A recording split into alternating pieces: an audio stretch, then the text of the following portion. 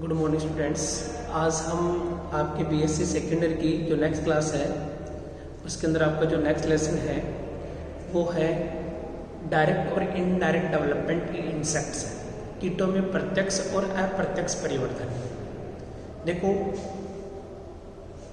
Direct और indirect development का अर्थ हमें पहले समझना है कि डायरेक्ट और इनडायरेक्ट डेवलपमेंट होता क्या है। देखो, स्पर्म और ओवम इन दोनों में फर्टिलाइजेशन से टू एंड जाइगोट का फॉर्मेशन होता है, ठीक है। और इस जाइगोट से क्या बनता है? एम्ब्रियो। और एम्ब्रियो से क्या बनता है?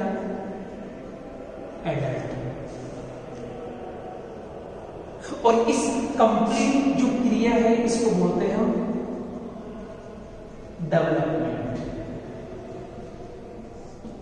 क्या बोलते हैं इसको? डेवलपमेंट, परिवर्धन। यानी जाइगोट का गैमेट्स का फॉर्मेशन, फर्टिलाइजेशन होना, जाइगोट से एम्ब्रियो का बनना और एम्ब्रियो से एडल्ट का बनना, ये कंप्लीट क्या कहलाता है? डेवलपमेंट। अब ये डेवलपमेंट कितने प्रकार का होता है? दो प्रकार का होता है। एक तो होता है डायरेक्ट और एक होता है इनडायरेक्ट। डायरेक्ट डेवलपमेंट की बात करें, सबसे पहले वह डेवलपमेंट जिसमें उत्पन्न होने वाले शिशु दिखने में हूबहू अपने पेरेंट्स के समान होते हैं, संरचना और आकार में। उसके आकार की, इसकी मॉर्फोलॉजी, जैसे मनुष्य के अंदर जो बच्चा पैदा होता है वो दिखने में एक एडल्ट की तरह ही होती है, बस उसकी साइज क्या होती है? छोटी होती है, आकार उसका छोटा होता है। संरचना में ऐसे जैसे उसकी एक नाक है, दो कान होंगे, एक माउथ होगा, 2 आईज होंगे, 2 हैंड्स होंगे, 2 लेग्स होंगे, 1 चेस्ट होगा, 1 एब्डोमेन होगा, ठीक है, 1 हेड होगा। ये सारी चीजें प्रेजेंट होती है एक मां के गर्भ से निकले हुए बच्चे में। यानी उत्पन्न होने वाला शिशु अपने पेरेंट्स से संरचना और आकारिकी में एक समान हो किंतु आकार में भिन्न हो, तो इसे क्या बोलते हैं? डायरेक्ट डेवलपमेंट, प्रत्यक्ष परिवर्तन। और प्रत्यक्ष परिवर्तन में कोई भी लार्वा अवस्था नहीं पाई जाती, ठीक है ना। अर्थात ऐसे डेवलपमेंट जिसके अंदर 2 एंड जाइगोट से एम्ब्रियो बने और एम्ब्रियो से जो मां के गर्भ से बाहर निकले या अंडे से बाहर निकले, तो वो दिखने में कैसा हो? एडल्ट के समान, नाक नक्शा एडल्ट के समान हो, आकृति छोटी हो सकती है लेकिन वो दिखने में और संरचना में कैसा होना चाहिए? एडल्ट के समान। ऐसे नहीं है कि जब पैदा हुआ तब नाक नहीं था और जब बड़ा हुआ तब नाक हो गया, उसे हम डायरेक्ट डेवलपमेंट नहीं कहेंगे, ठीक है ना। तो ये डायरेक्ट डेवलपमेंट में लार्वा अवस्था एब्सेंट होती है और डायरेक्ट डेवलपमेंट मैक्सिमम किसमें पाया जाता है? देखो, डायरेक्ट डेवलपमेंट ये किसमें पाया जाता है? एविज, रेप्टाइल्स, मैमल्स, इनके अंदर डायरेक्ट डेवलपमेंट पाया जाता है। रेप्टिल और एविज की बात करें, ऐसे जंतु हैं जिनके अंदर पित्त की मात्रा क्या होती है? बहुत अधिक,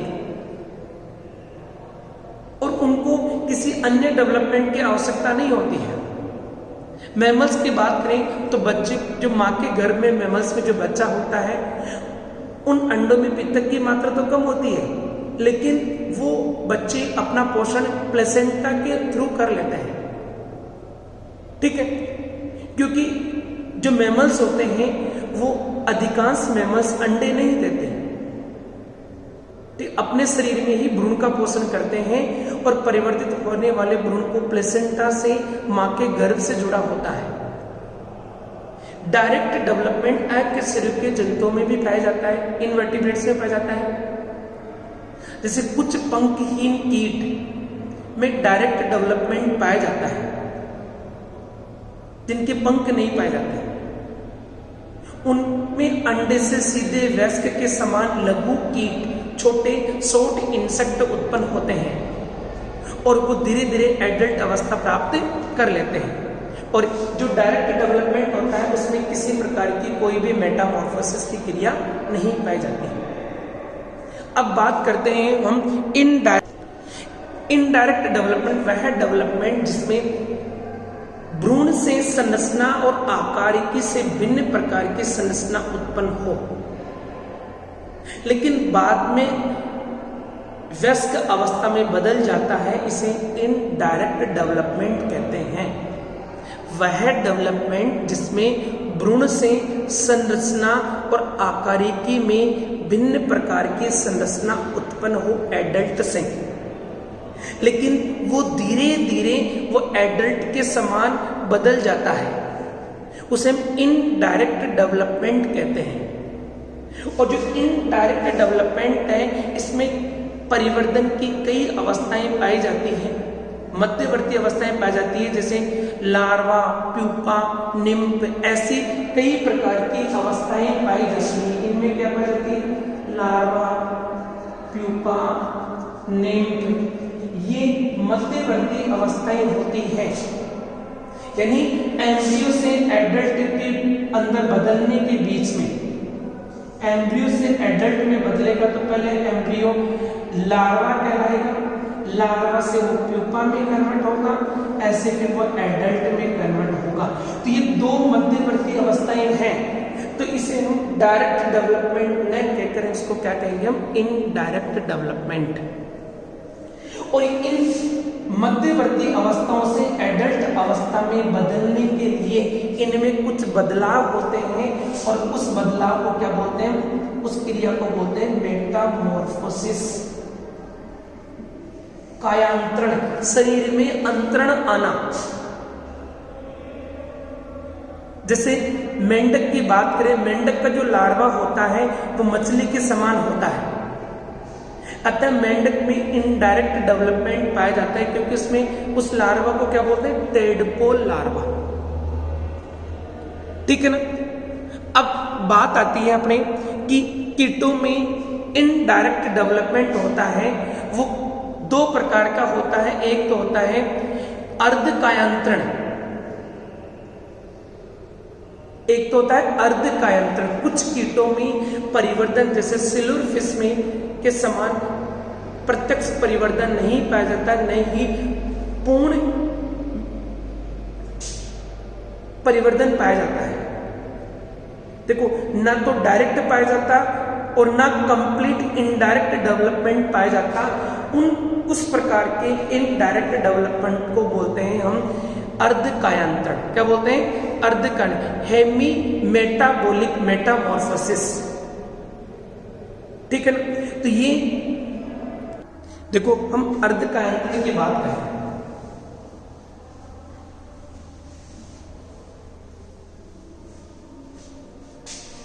जैसे ये एग है, एग से जो जीव निकलता है उसे बोलते हैं निम्फ, और निम्फ ही आगे चलकर कुछ संरचना बदलता है, फिर निम्फ कहलाता है, फिर ये एडल्ट में बदलता है। ठीक है ना। कीटों में पाया जाता है, इसे बोलते हैं अर्धकायांतरण। इसमें एडल्ट से भिन्न दिखाई देने वाली भ्रूणीय अवस्थाएं पाई जाती है, जो वृद्धि करके डेवलप होकर एडल्ट में बदल जाती है। इस प्रकार का परिवर्तन अर्धकायांतरण कहलाता है। क्या कहलाता है? अर्धकायांतरण। ठीक है। अब जो दूसरा है वो है कंप्लीट। देखो, कंप्लीट कायांतरण जब कीटों में लार्वा तथा प्यूपा जैसी मध्यवर्ती अवस्थाएं पाई जाती है, यानी अगर किसी भी इंसेक्ट में प्यूपा और लार्वा और प्यूपा जैसी अगर मिडिल स्टेज पाई जाती है, तो उसे हम कंप्लीट कायांतरण, पूर्ण कायांतरण कहते हैं, होलो मेटाबॉलिक मेटामॉर्फोसिस। और अंडों से निकलने वाले जो लार्वा होते हैं, संरचना, व्यवहार, मुखांग और पंखों के आधार पर वो एडल्ट से भिन्न होते हैं। लार्वा कीटों से पोषण प्राप्त करने वाली सक्रिय अवस्था होती है, जो पोषण प्राप्त करके अपने आकार में कई गुना वृद्धि कर लेती है और वृद्धि करने के बाद में वो किस में बदल जाती है? प्यूपा में। प्यूपा अवस्था निष्क्रिय होती है। क्या होती है? निष्क्रिय। लेकिन इस अवस्था के अंदर जो कायांतन की जो क्रिया होती है बहुत फास्ट गति से होती है। प्यूपा में एंजाइम और बक्साणुओं द्वारा लार्वा के अंगों को विखंडित कर दिया जाता है और एडल्ट अंगों का निर्माण किया जाता है, जिसके कारण प्यूपा से एडल्ट की प्राप्ति होती है और यही कंप्लीट कायांतरण कहलाता है। जैसे हम इसके एग्जाम्पल हाइमेनोप्टेरा, डेप्टेरा, इस प्रकार के जो इंसेक्ट होते हैं इनके अंदर पाया जाता है। इसका हम देखो, इसमें ऐसे होता है कि जैसे ये है, ये बदलेंगे पहले लार्वा में और लार्वा बदले, ये सक्रिय अवस्था है, निष्क्रिय अवस्था प्यूपा में बदलता है और इसके अंदर मेटामॉर्फोसिस की क्रिया के द्वारा ये एडल्ट में कन्वर्ट हो जाता है। तो अतः दो मिडिल स्टेज है, लार्वा और प्यूपा। अतः हम इस क्या बोलते हैं? कंप्लीट मेटामॉर्फोसिस, कंप्लीट पूर्ण कायांतरण बोलते हैं। अब देखो, लार्वा अवस्था में पाए जाने वाले जो हार्मोन्स होते हैं, अगर उनकी बात करें तो एक तो एक्डाइसिन हार्मोन होता है जो थोरेसिक ग्लैंड या एक्डाइसिल ग्लैंड से सिक्रेट होता है। एक होता है जुबिलिन हार्मोन। जुबिलिन हार्मोन क्या करता है? लार्वा को लार्वा अवस्था में बनाए रखने के लिए रेस्पॉन्सिबल होता है। अगर ये बाल्यावस्था में सिक्रेट हो जाता है तो लार्वा कभी भी एडल्ट में कन्वर्ट नहीं होता। जो एक्डाइसिन हार्मोन होता है वो एक्डाइसिल ग्लैंड से सिक्रेट होता है और वो ये हार्मोन ही लार्वा को प्यूपा में और प्यूपा को एडल्ट में कन्वर्ट होने के लिए रेस्पॉन्सिबल होता है। ये दो हार्मोन इंपॉर्टेंट होते हैं, एक तो एक्डाइसिन हार्मोन और एक होता है जुबिलिन हार्मोन। ये दोनों एक दूसरे के विपरीत कार्य करते हैं। एक्डाइसिन हार्मोन लार्वा अवस्था को प्यूपा में और प्यूपा को एडल्ट अवस्था में कन्वर्ट होने के लिए रेस्पॉन्सिबल होता है, अर्थात मेटामॉर्फोसिस की क्रिया को बढ़ाता है, जबकि जुबिलिन हार्मोन जिस अवस्था में सिक्रेट होगा उस अवस्था को उसी अवस्था में बनाए रखने के लिए रेस्पॉन्सिबल होता है। यह आपका कंप्लीट हो चुका है। नेक्स्ट लेसन हम पढ़ेंगे स्टारफिश में वाटर वेस्कुलर सिस्टम। ठीक है, जय हिंद।